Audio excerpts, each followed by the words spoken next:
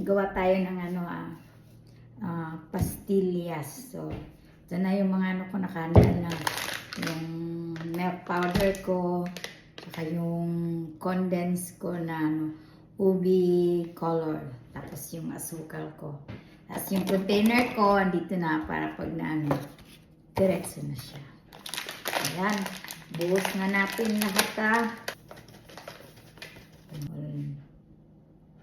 kang makatipid, magawa ka na lang sarili mo. Ano ba yan? Kung gusto mo mag-diet,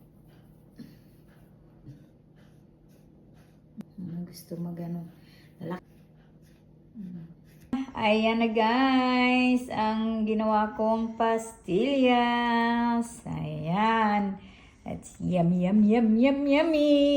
Kinain na ni Mr. ko.